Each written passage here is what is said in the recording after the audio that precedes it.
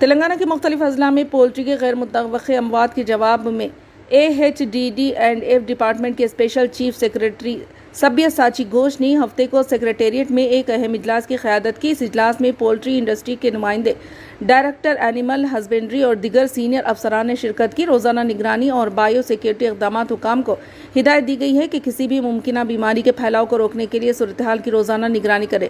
Animal husbandry directorate میں control room قائم کیا جائے گا تاکہ صورتحال پر نظر رکھی جا سکے اور کسی بھی اچانک اموات کی صورت میں فوری رد عمل دیا جا سکے۔ مرنے والے پرندوں کی وبائی تحقیق کی جائے تاکہ اموات کی اصل وجہ معلوم کی جا سکے۔